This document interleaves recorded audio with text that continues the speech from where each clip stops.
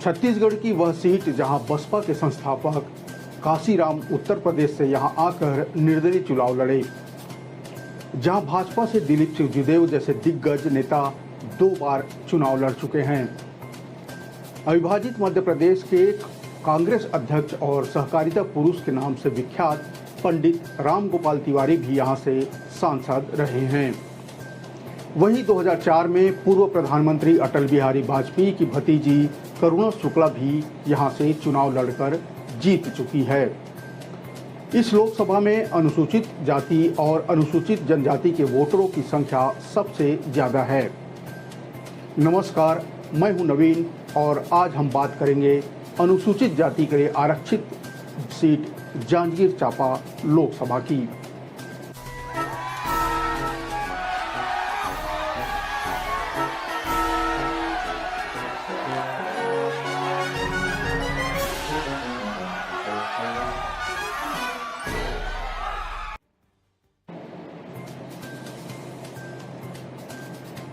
छत्तीसगढ़ की सबसे महत्वपूर्ण सीटों में से एक मानी जाने वाली जांजगीर चांपा अनुसूचित जाति के लिए आरक्षित सीट है। अनुसूचित जाति वर्ग के 25% और अनुसूचित जनजाति वर्ग के मतदाताओं की संख्या लगभग 11.6% के करीब इस लोकसभा सीट में है। ये हर चुनाव में निर्णायक भूमिका में रहते हैं।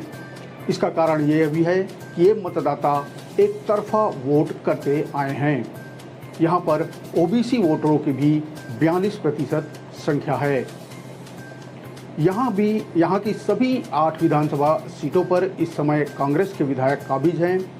इस लिहाज से कांग्रेस यहाँ बीजेपी के मुकाबले थोड़ा ज़्यादा मजबूत दिखती है। लेकिन एक सच ये भी है कि जांजगीर लोकसभा सीट पिछले 20 सालों से बीजेपी के कब्जे में है।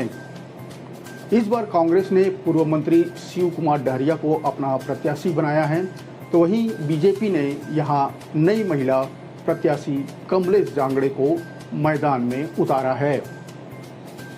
जांजगीर लोकसभा सीट में 1984 में पहली बार भाजपा ने इस पर अपना पैर जमाना शुरू किया।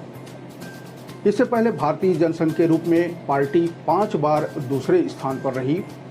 भाजपा के कद्दावर नेता दिलीप सिंह ने पहली बार 1989 में पार्टी का यहां से खाता खोला और कांग्रेस के प्रभात मिश्रा को हरा दिया। अगली बार यानी 1991 में कांग्रेस पार्टी के भवानी लाल वर्मा ने दिलीप सिंह को पटकनी दे दी।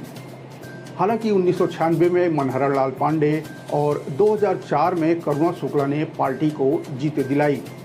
तब से लेकर अब तक लगातार यह सीट भाजपा के खाते में ही है।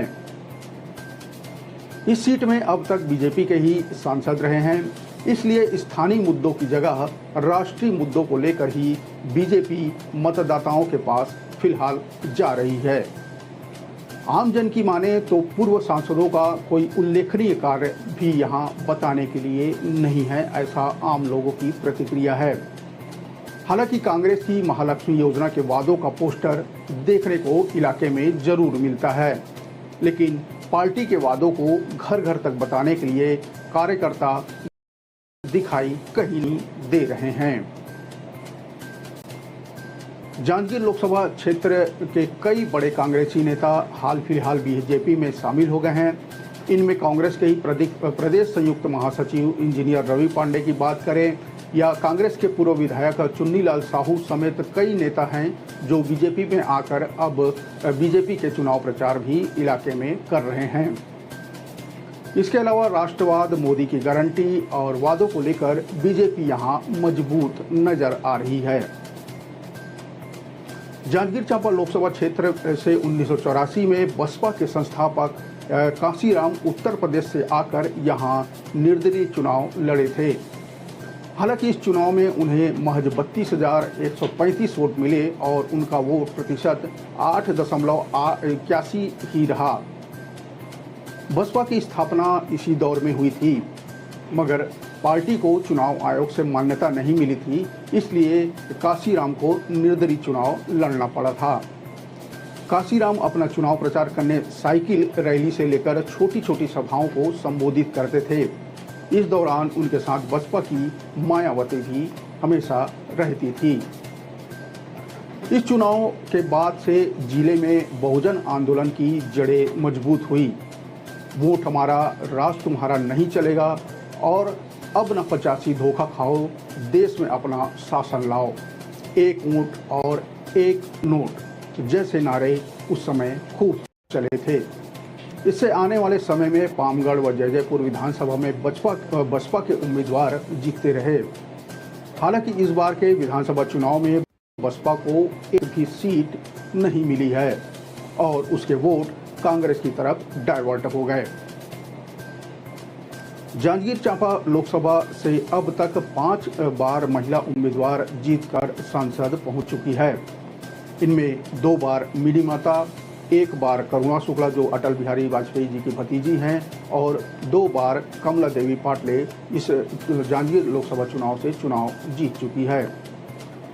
यह सीट प्रदेश की हाई प्रोफाइल सीटों में से एक माना जाता है। यहाँ भाजपा से दिलीप सुखदेव जैसे दिग्गज नेता 2 बार चुनाव लड़ चुके हैं। अविभाजित मध्य प्रदेश के कांग्रेस अध्यक्ष और सहकारिता पुरुष के नाम से विख्यात पंडित राम गोपाल तिवारी भी यहाँ से सांसद रह चुके हैं। वहीं 2004 में पूर्व प्रधानमंत्री अटल बिहारी वाजपेयी की भतीजी करुणा शुक्ला भी यहाँ से चुनाव लड़कर जीत चुकी है और संसद पहुँच चुकी है।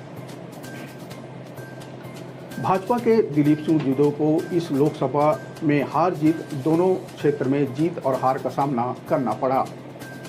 साल 1989 के चुनाव में दिलीप सिंह जूदेव ने कांग्रेस के प्रभात मिश्रा को पराजित किया था। जूदेव ने कांग्रेस उम्मीदवार को 98,893 वोटों से पराजित किया था। 1991 के मध्यावधि चुनाव में दिलीप सिंह जूदेव को हार का सामना करना पड़ा। इस चुनाव में कांग्रेस के भवानी लाल वर्मा ने दिलीप सिंह जूदेव को 29,425 वोट से पटकनी दे दी थी। पहला चुनाव जीतने के बाद जूदेव का क्षेत्र में दौरा कम होता था, इसलिए उन्हें जनता की नाराजगी झेलनी पड़ी और वो दूसरा चुनाव हार गए। जबकि पहले चुनाव में युवा मतदाता उनका रक्त तिलक लगाकर जगह जगह स्वागत करते दिखते थे। इतना ही नहीं, दिलीप सिंह जूदेव की तरह मूछ रखना उन दिनों क्रेज हो गया था। साल 2004 से यह लोकसभा सीट लगातार भाजपा के खाते में ही है। इससे पूर्व इस सीट पर कांग्रेस का कब्जा था, मगर 20 साल से इस सीट को कांग्रेस भाजपा से अब तक छीन नहीं पाई है। पिछले चुनाव में कांग्रेस ने यहां रवि परसराम भारद्वाज और भाजपा ने गुहाराम अजगले को अपना उम्मीदवार बनाया था। इसमें गुहाराम अजगले को 5,72,790 वोट मिले, जबकि रवि परसराम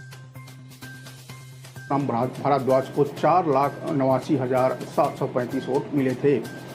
इस तरह 83,225 वोटों से भाजपा प्रत्याशी यानी गुहाराम अजगले विजयी रहे। इधर इस बार की बात करें तो इस विधानसभा चुनाव में लोकसभा की सभी 8 विधानसभाओं में कांग्रेस की जीत हुई है। यहां कांग्रेस के विधायक अभी भी काबिज हैं। बसपा यहां एक भी सीट नहीं जीत सकी है, जबकि लंबे समय से पामगढ़, जैजैपुर और चंद्रपुर विधानसभा बसपा का प्रभाव वाला क्षेत्र माना जाता है। बात करें भाजपा प्रत्याशी की तो जहां राज्य में प्रधानमंत्री मोदी की गारंटी से किसानों को धान की कीमत 3100 रुपये देने, महतारी वंदर और अन्य गारंटी और केंद्र सरकार की 10 साल की उपलब्धियों पर वोट मांग रही हैं, वहीं कांग्रेस प्रत्याशी कांग्रेस के 5 न्याय योजना जिसमें युवा, बेरोजगार, महिला और किसानों की न्याय की बात कही गई है, इसके आधार पर वो बनाकर वोट मांग रहे हैं। महिलाओं के खाते में प्रतिवर्ष 1 लाख रुपए देने, किसानों के लिए MSP लागू करने, फसल बीमा की राशि किसानों के खाते में सीधे भेजने और बेरोजगार को रोजगार देने की बात कांग्रेस की तरफ से कही जा रही है।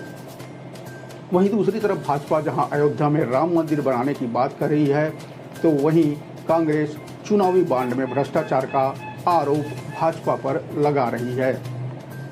स्थानीय समस्या जैसे पलायन, पेयजल आपूर्ति और गांवों की सड़क निर्माण की बातें दोनों दल के उम्मीदवार कर रहे हैं। लोकसभा में यहां जांजगीर चांपा लोकसभा में लगभग 20,52,000 मतदाता हैं। इसमें चंद्रपुर और बिलाईगढ़ विधानसभा में महिला वोटरों की संख्या सबसे अधिक है। बात करें चंद्रपुर में तो 1,17,599 पुरुष और उतने ही लगभग 1,19,803 महिला मतदाता हैं। इसी तरह बिलाईगढ़ विधानसभा में 1,53,099 पुरुष और 1,53,589 महिला मतदाता हैं, जबकि कसडोल विधानसभा में महिला और पुरुष मतदाताओं में मात्र 58 का अंतर है। यहाँ 58 पुरुष मतदाता अधिक हैं। जांजगीर चांपा लोकसभा में सर्वाधिक मतदाता कसडोल विधानसभा क्षेत्र में आते हैं। यहाँ लगभग 3,68,136 मतदाता हैं। इनमें पुरुष मतदाता 1,84,096 और महिला मतदाता 1,84,038 हैं, जबकि सबसे कम मतदाता शक्ति विधानसभा में हैं। यहाँ लगभग 2,16,915 मतदाता हैं। लोकसभा चुनाव 2019 में कांग्रेस का वोट शेयर यहाँ लगभग 39.06% था, जबकि बीजेपी का वोट शेयर 46.03% था। बसपा को यहाँ 10.06% वोट मिले थे। बात करें हाल ही में हुए विधानसभा चुनाव में तो कांग्रेस का वोट शेयर इस लोकसभा में 45.09% था, जबकि बीजेपी का वोट शेयर 35.06% रहा। बसपा 10.07% में ही सिमट गई, जबकि साल 2018 के विधानसभा में उन्हें 25.01% मिले थे। इस तरह बसपा का जनाधार विधानसभा चुनाव में पिछले विधानसभा की अपेक्षा कम हुआ। जांजगीर लोकसभा बीजेपी का गढ़ माना जाता रहा है, लिहाजा इस बार भी इस सीट पर फतह हासिल करने के लिए बीजेपी आश्वस्त दिखती है। तो दूसरी तरफ कांग्रेस इस बार कांटे का मुकाबला मानते हुए अपनी जीत का दावा करते दिख रही है। भाजपा मोदी की गारंटी के भरोसे आश्वस्त नजर आ रही है, तो कांग्रेस 5 न्याय के चमत्कार से उम्मीद लगाए बैठी है। विधानसभा चुनाव में करारी हार के बाद कांग्रेस ने शिव डहरिया को यहां से उम्मीदवार बनाया है। कांग्रेस ने डहरिया को भाजपा के गढ़ में सेंध लगाने के आस से यहां मैदान में उतारा है। इस लोकसभा में भाजपा और कांग्रेस दोनों के दिग्गजों की चुनावी सभाएं हो चुकी है। दोनों ही सभाओं में लगभग एक सी ही भीड़ हमें देखने को मिली। यह भीड़ किस करवट बैठेगी, यानी वो किसके पक्ष में अपना मत देगी, इसका फैसला मतदान के दिन ईवीएम में कैद होने वाला है और जिसका परिणाम यानी रिजल्ट हमें 4 जून को देखने को मिलेगा। आज बस इतना ही। अगले अंक में चलेंगे छत्तीसगढ़ की किसी दूसरे लोकसभा सीट की नब्ज टटोलने। तब तक मुझे दीजिए इजाज़त। नमस्कार, राम राम, जय जोहार।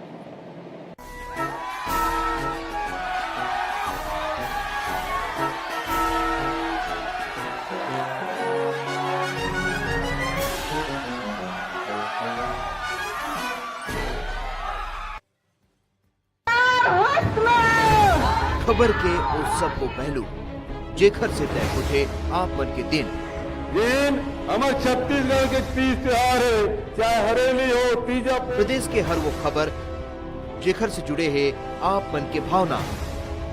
जतका गौठान बनारी से वो सब पहला बारिश में ध्वस्त हो गए। न भूसा है, न पैरा है, न चारा है।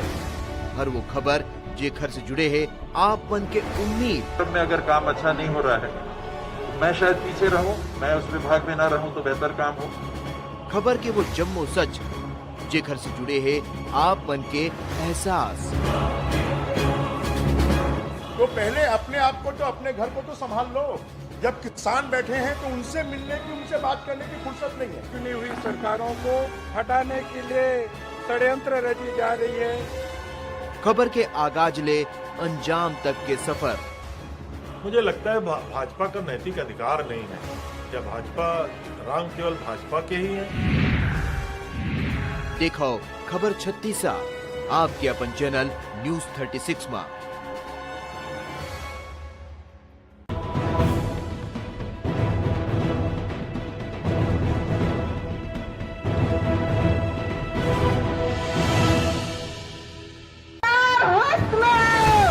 खबर के उस सब को पहलू जेखर से तय उठे आप मन के दिन हमारे छत्तीसगढ़ के तीज त्योहार है, चाहे हरेली हो तीजा। प्रदेश के हर वो खबर जेखर से जुड़े हैं आप मन के भावना। जतका गौठान बना रही से वो सब पहला बारिश में ध्वस्त हो गए। न भूसा है, न पैरा है, न चारा है।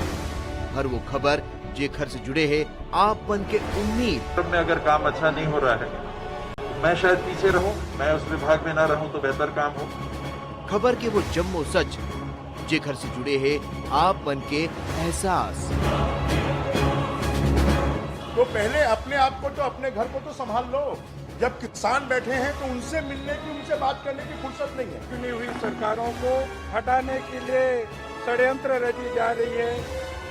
खबर के आगाज ले अंजाम तक के सफर। मुझे लगता है भाजपा का नैतिक अधिकार नहीं है। क्या भाजपा रंग केवल भाजपा के ही है?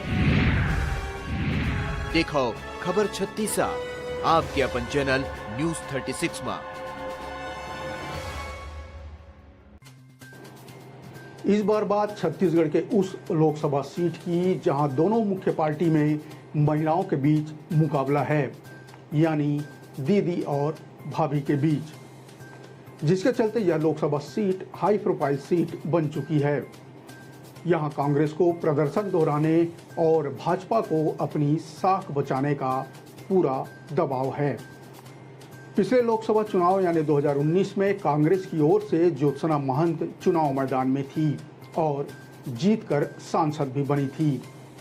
वर्तमान में वे दोबारा इस सीट पर कांग्रेस की टिकट से चुनाव लड़ रही हैं, जबकि भाजपा की ओर से तेज तर्रार नेत्री सरोज पांडे चुनावी मैदान में हैं। हालांकि ये चुनाव ज्योत्सना महंत और भाजपा की सरोज पांडे के बीच नहीं है, बल्कि उनके पति और नेता प्रतिपक्ष चरणदास महंत और भाजपा की राष्ट्रीय महासचिव सरोज पांडे के बीच सीधा माना जा रहा है। नमस्कार, मैं हूं नवीन और इस बार बात करेंगे कोरबा लोकसभा सीट की।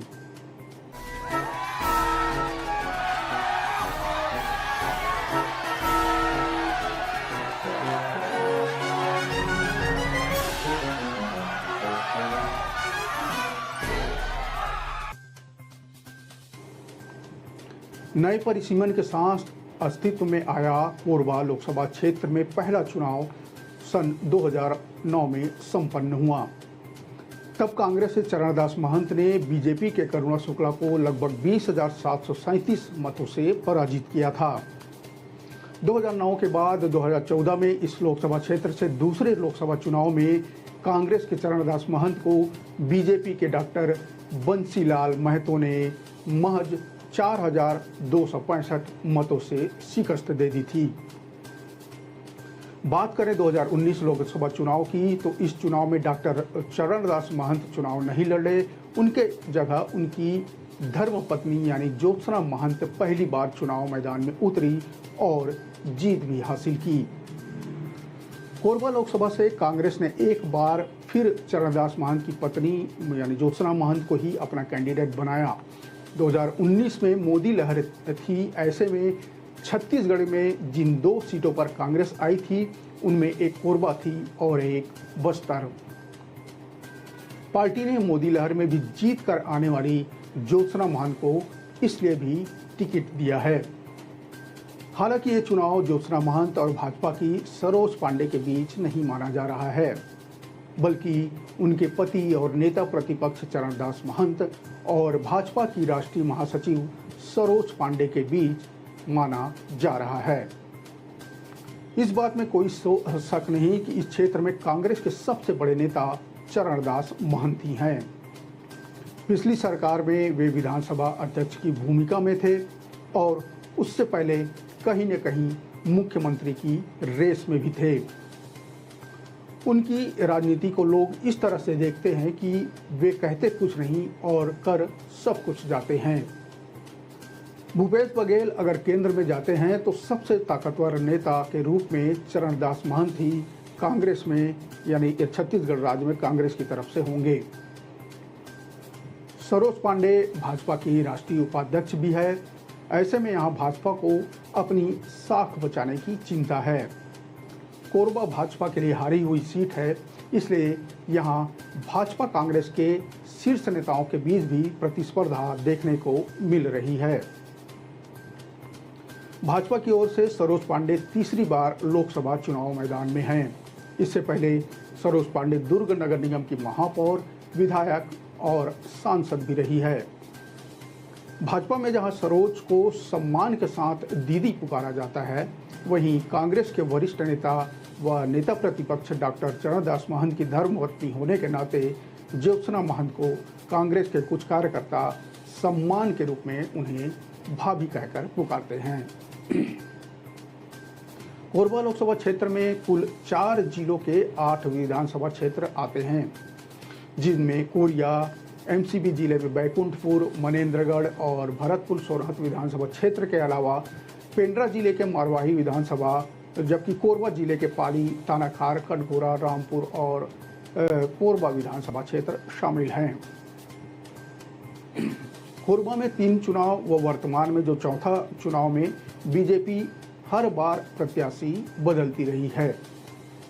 पहले चुनाव में करुणा शुक्ला को मौका मिला, दूसरे चुनाव में बंसीलाल महतो को मौका दिया जो जीतकर भाजपा की झोली में ये सीट रखे थे। तीसरे चुनाव में फिर महतो को हटाकर ज्योतिनंद दुबे को मौका दिया गया और अब की बात करें यानी 2024 की बात करें तो चौथे चुनाव में सरोज पांडे को भाजपा ने अपना उम्मीदवार बनाया है। वहीं कांग्रेस की बात करें तो कांग्रेस लगातार महंत परिवार पर विश्वास कायम रखे हुए है। पहले 2 चुनाव में डॉक्टर चरणदास महंत लड़े और अब लगातार 2 चुनाव में उनकी पत्नी यानी ज्योत्सना महंत चुनाव मैदान में लड़ रही है। बता दें कि 2019 में चुनाव में ज्योत्सना महंत का मुकाबला करने वाले बीजेपी के ज्योतिनंद दुबे को चुनाव मैदान में भाजपा ने उतारा था, लेकिन एक बार फिर इस लोकसभा से कांग्रेस की जीत हुई थी और ज्योत्सना चरणदास महंत ने बीजेपी के ज्योतिनंद दुबे को 26,249 मतों से हरा दिया था। कोरबा लोकसभा सीट पर गोंडवाना गणतंत्र पार्टी को भी दरकिनार कभी नहीं किया जा सकता।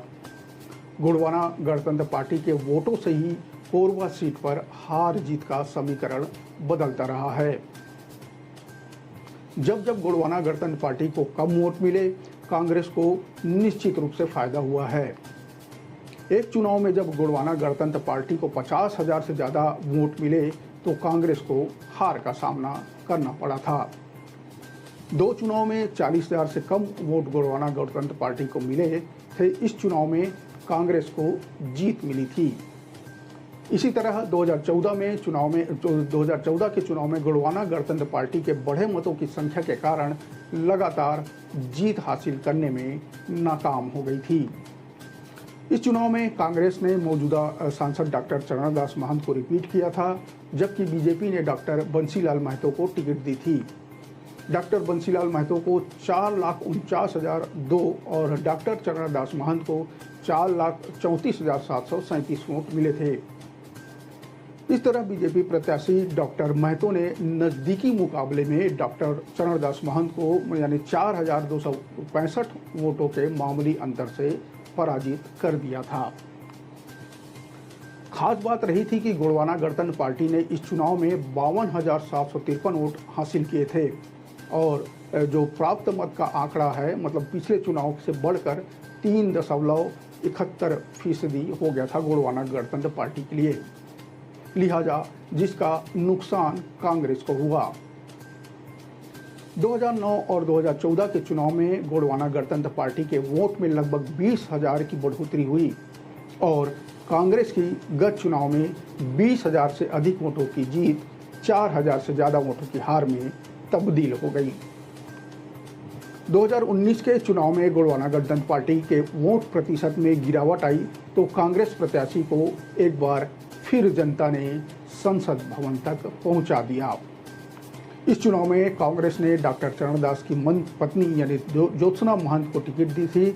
वहीं बीजेपी ने चेहरे बदलने की परंपरा को कायम रखते हुए ज्योतिनंद दुबे को अपना प्रत्याशी बनाया था। कांग्रेस प्रत्याशी ज्योत्सना महंत ने 5,23,310 वोट हासिल किए थे, जबकि प्रतिद्वंदी जो भाजपा के ज्योतिनंद दुबे को 4,97,061 वोट मिले थे। इस तरह उन्हें 26,249 वोटों के अंतर से हार का सामना करना पड़ा था। गोंडवाना गणतंत्र पार्टी हर चुनाव में मुकाबला त्रिकोणीय बनाने की कोशिश करती रही है। इस बार कोरबा सीट पर गोंडवाना गणतंत्र पार्टी ने श्याम सिंह मरकाम को टिकट दिया है। कोरबा लोकसभा अंतर्गत स्थित पाली तानाखार, भरतपुर सोनहत, मारवाही और बैकुंठपुर जैसी सीटों पर गोंडवाना गणतंत्र पार्टी का बड़ा जनाधार है। बात करें हाल ही में संपन्न हुए विधानसभा चुनाव में, तो गोंडवाना गणतंत्र पार्टी के उम्मीदवारों ने लोकसभा अंतर्गत स्थित विधानसभा सीटों पर लगभग 1.5 लाख से अधिक मत प्राप्त किए थे। वहीं पाली तानाखार की बात करें तो वहां गोंडवाना गणतंत्र पार्टी के विधायक चुनकर भी सदन पहुंचे हैं। चुनावी रणनीति में जहां अलग अलग तथ्य जीत व हार के लिए निर्णायक होता है, वहीं निर्दलीय व क्षेत्रीय पार्टी के अलावा अन्य दलों का असर भी आदिवासी मतदाताओं को प्रभावित करने के लिए प्रभावी रहता है। बसपा, गोंडवाना गणतंत्र पार्टी, अन्य पार्टियों में जातिगत समीकरण की भूमिका व महत्वाकांक्षा भी आदिवासी मतदाताओं को प्रभावित करने वाला होगा। प्रत्याशियों की स्थिति स्पष्ट होने के बाद भले ही चुनावी पंडित की नज़र कांग्रेस व भाजपा के गढ़ व उनके मतांतरों पर टिकी है, किंतु जातिगत समीकरण का मामला आंकड़ों से परे होता है। चरणदास महंत के लिए भी ज्योत्सना महंत को चुनाव जिताना चुनौती है। बात करें पिछले 5 सालों में, तो कोरबा क्षेत्र में कांग्रेस से लोगों में कांग्रेस के प्रति काफ़ी नाराजगी दिखाई दे रही है और इसका असर विधानसभा चुनाव में भी हमें देखने को मिल चुका है। यहाँ 8 विधानसभा चुनाव में से 6 भाजपा, 1 पर गोंडवाना गणतंत्र पार्टी और सिर्फ 1 सीट पर कांग्रेस काबिज है। सिर्फ रामपुर की सीट कांग्रेस के पास है, यानी साफ माना जा सकता है कि जनता इलाके में कांग्रेस के काम से नाराज दिख रही है। इधर सरोज पांडे के लिए कोरबा की राह इतनी आसान नहीं है। वहाँ अभी से भी नारा लग रहा है कि बिहारी और बाहरी का।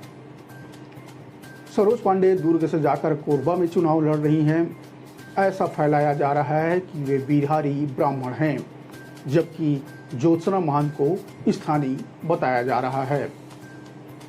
अगर सरोज पांडे सिर्फ मोदी के चेहरे और राम के भरोसे रही तो उनके सामने मुश्किलें खड़ी हो सकती है। उन्हें बिहारी और बाहरी का काट सोचकर मैदान में अपना दांव खेलना होगा। कांग्रेस के लोग सामाजिक बैठकों में इस बात का प्रचार भी कर रहे हैं। वैसे दूसरा पक्ष यह भी सामने आ रहा है कि सरोज पांडे को कोरबा में बहुतायत उत्तर भारतीय लोगों के वोटों को ध्यान में रखकर भी मैदान में उतारा गया है। तो वहीं कुछ लोगों का मानना है कि अगर उत्तर भारतीय मत एकजुट रहते तो विधानसभा चुनाव में जो जय सिंह अग्रवाल को हार का सामना करना पड़ा है वह नहीं करना पड़ता। यानी उत्तर भारतीय वोट यहाँ पर मायने नहीं रखते। कुछ लोगों का यह भी मत है। कोरबा लोकसभा सीट का भूगोल और इतिहास काफ़ी पेचीदा है।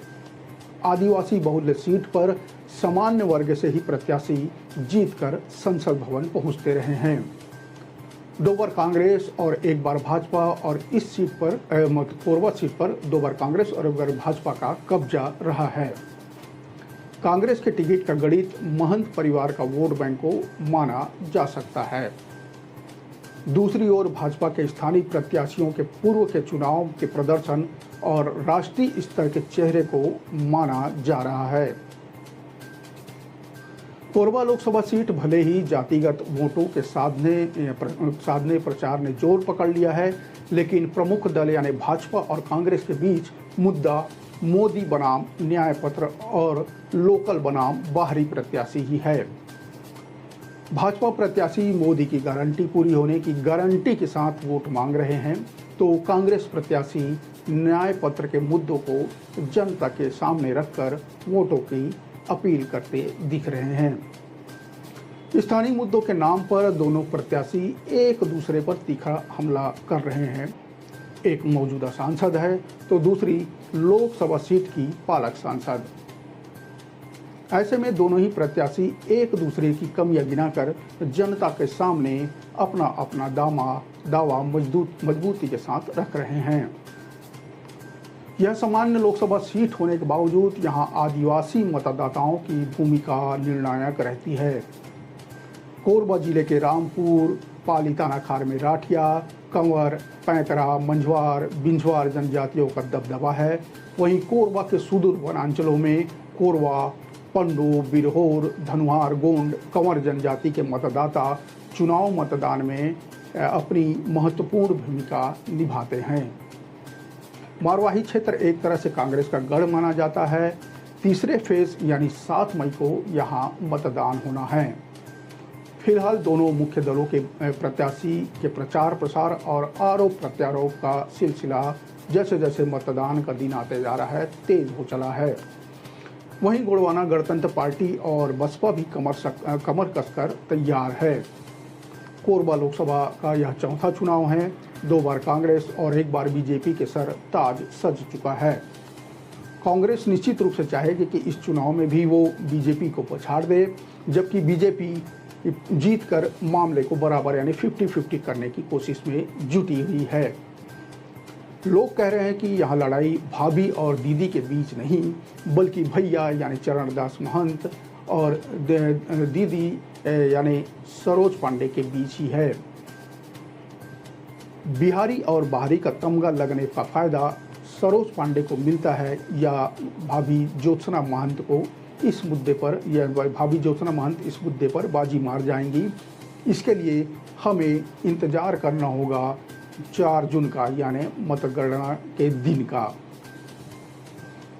आज बस इतना ही। अगले कड़ी में बात होगी छत्तीसगढ़ के किसी दूसरे लोकसभा क्षेत्र की। तब तक मुझे दीजिए इजाजत। नमस्कार, राम राम, जय जोहार।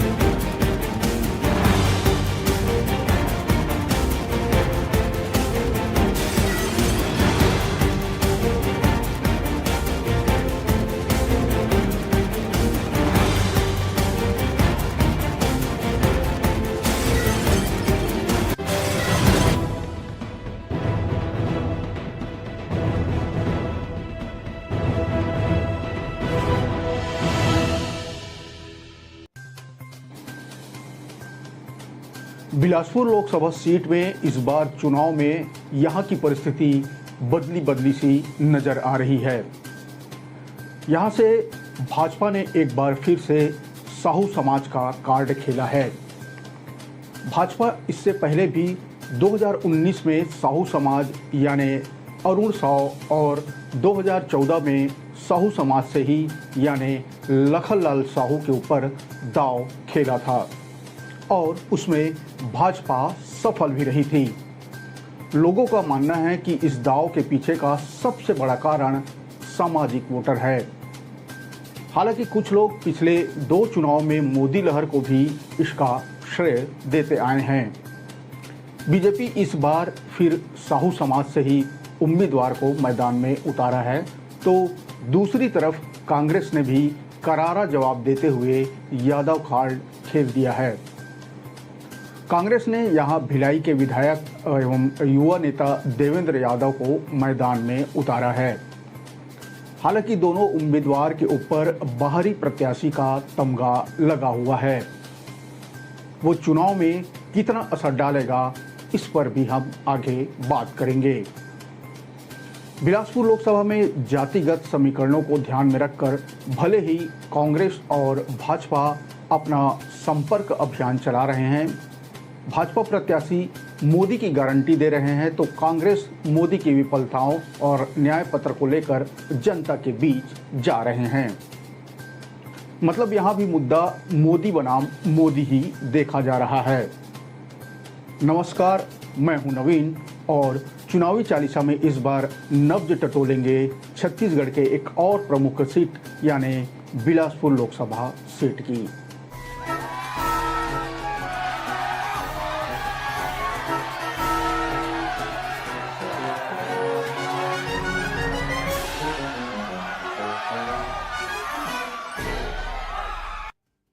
बिलासपुर लोकसभा सीट पर नजर डालें तो 2024 में तकरीबन 20 लाख वोटर यहां पर हैं।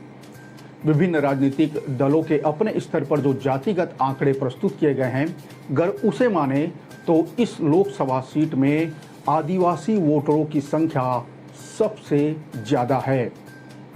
2,65,000 के आंकड़े के साथ ही आदिवासी वोटर पहले नंबर पर हैं। इसके बाद 2,25,000 साहू समाज के वोटरों की संख्या बिलासपुर लोकसभा सीट पे है। वहीं 1,65,000 वोटरों के साथ यादव वोटर यहां तीसरे नंबर पर और कुर्मी समाज के वोटरों की संख्या 1,35,000 के आसपास है। इसके साथ ही साथ मरार समाज, पटेल, ब्राह्मण, सूर्यवंशी, सतनामी और अन्य वोटरों की संख्या है। हालांकि यहाँ समाजों के बीच यह खींचातान बने ही रहता है कि उनके समाज से ही इस लोकसभा क्षेत्र में सबसे ज़्यादा वोटर्स आते हैं। फिलहाल बिलासपुर लोकसभा सीट ओबीसी बाहुल्य सीट है, इसलिए भाजपा और कांग्रेस की नज़र ओबीसी वोटरों पर टिकी रहेगी। बात करते हैं बिलासपुर की, तो बिलासपुर लोकसभा से लगातार तीसरी बार प्रत्याशी का चेहरा भाजपा ने बदला है, लेकिन सामाजिक ताना बाना वही पुराना देखा जा रहा है।